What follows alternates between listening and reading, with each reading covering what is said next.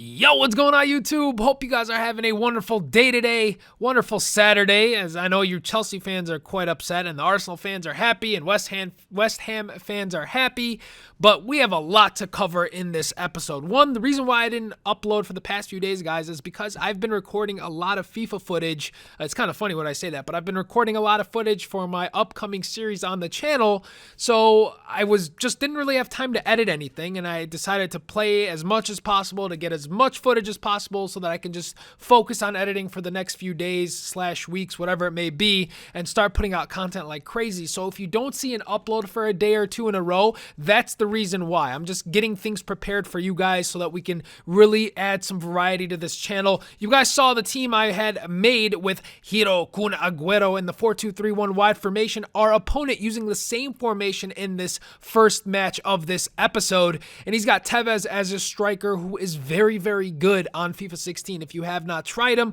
try to squeeze him on a team. It's difficult if you want to have good players around him because of the league he's in, but just like this guy did, he's got Lavezzi, Di Maria. You can probably put Lamela in there and bang, you got him on full chemistry. But we do have the loaned version of Hazard, who I really, really like this year. We just work it around, find Ramirez in the box, keeps the ball close to his feet, fools a defender, off the crossbar, into the back of the net as we get the 1-0 lead early on in the first half. Whoop! Look at that defender just get completely fooled.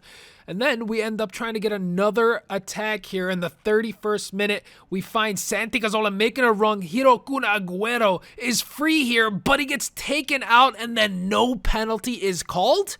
Really, ref? You had a foul on me. You had given him an advantage. Unbelievable. And then he just gets me on a counter. Yaya Toure to Navas to get some width on the play. He's going to give it right back to Yaya Toure. He's going to smash this one in the top left corner. Trap could do nothing but watch that one fly over his head and his hands.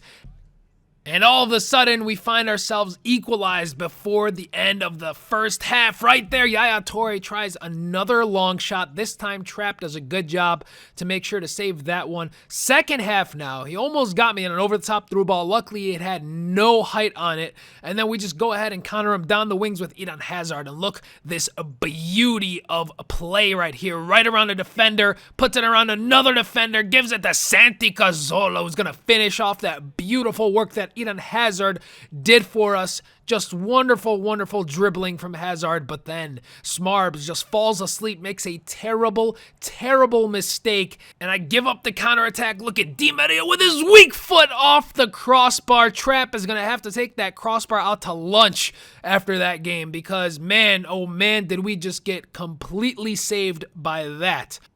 As we go on the attack here with Santi Cazorla, try to get something going. He shoves me off the ball. The ref calls a foul, and we've got Hiro Kun Aguero. Bends it around and over the wall into the back of the net. The keeper couldn't do anything but watch that one just go right past him. Look at the curve on this ball. Look at the beautiful curve. Woo! Just a thing of beauty to take the 3-1 lead, but he gets me on a counter again. Navas with the pace. That goes off of Jose Enrique's head to Yaya Toure again, who's going to give him the second goal of the match. But that was it for this game. We end up walking away with the victory.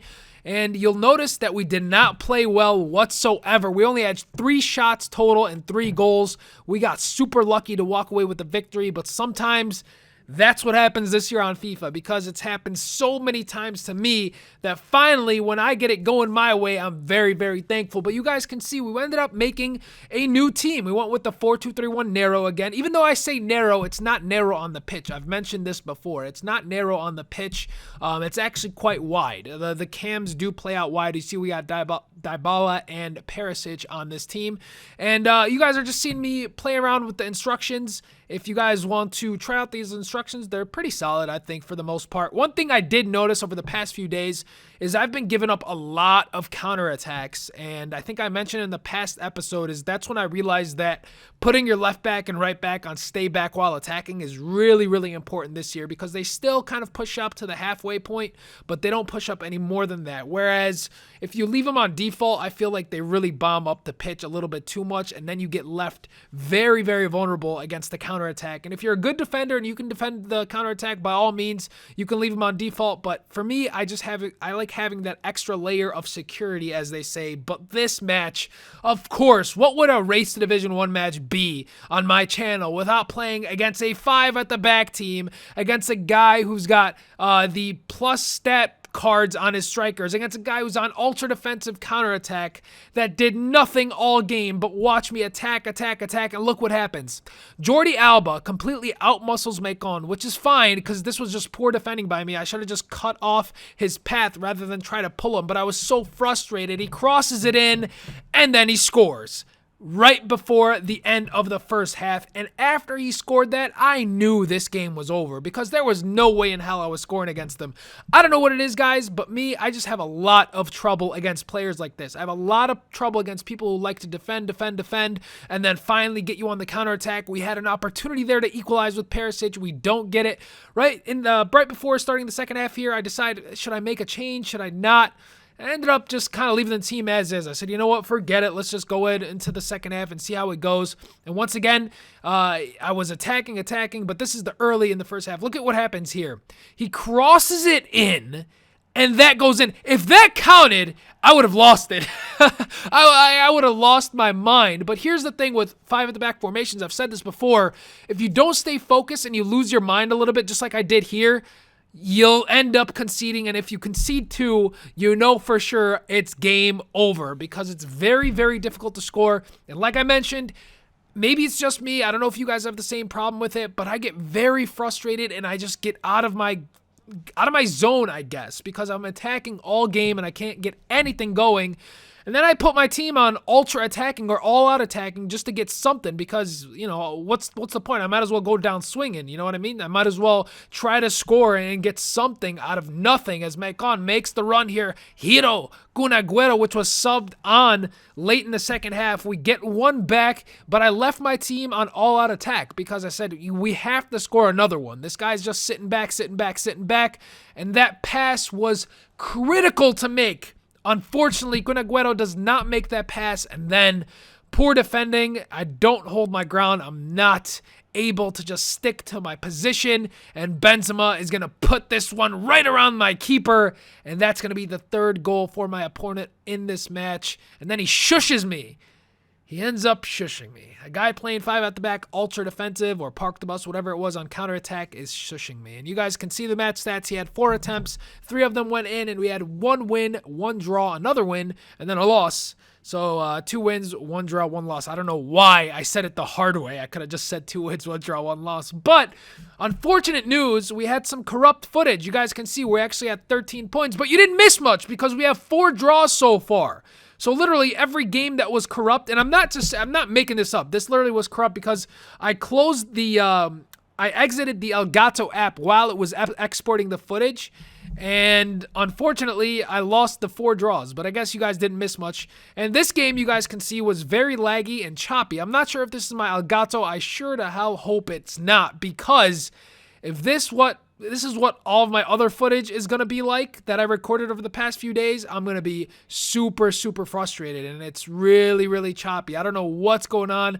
It's really sucks that I can't show you guys the full match, but you'll see that we ended up scoring 3 goals. He ends up getting a red card, and he's going to get sent off, and then he ends up just rage quitting because of a combination of the lag and just scoring 3 goals. It was already over, so he ends up rage quitting, and that leads us right into Division 2, actually, guys. We're right into Division 2, and we're going to start Division 2 with a game in this episode as we come up against this guy with the 4-1-2-1-2 formation. Nice little squad he's got going on from the City out for the most part, and then he puts in Hulk in there, who is very, very good as well on the right side of the pitch. But get things started right here. Handanovic with the save, and again, I'm not sure if all of my footage is corrupted, but I sure as hell hope not. You guys can only see really the score line going from 0-0 to 1-0 as we're up in the second half here, going down the pitch as Andrea Pirlo, who is so good. I love using him on this game. He is absolutely magical in the midfield, and again, I give up a counterattack. This is one thing that this it's my weakness. I give up a lot of counterattacks, and it looks like the footage clears up a little bit. It's not chopping anymore, thankfully. I give up a counterattack, poor defending. He ends up equalizing, and that's going to be it for the first game. And you see the match stats there. He had no chances other than that one, and his keeper was making save after save after save, and we start off Division 2 with another draw. We are like draw bot central this year on FIFA 16. But that's going to be it for this episode, guys. I hope you enjoyed. I had a lot of stuff I wanted to cover in terms of gameplay and what you guys can do to get better at the game in terms of improving the way you play, but I wasn't able to cover it in this episode. I will cover it in tomorrow's episode.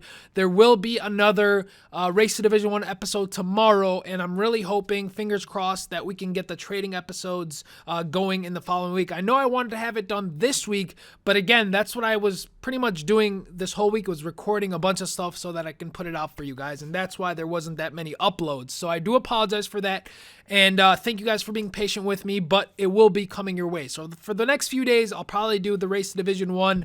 We're in Division 2. We're really, really close. We're getting there.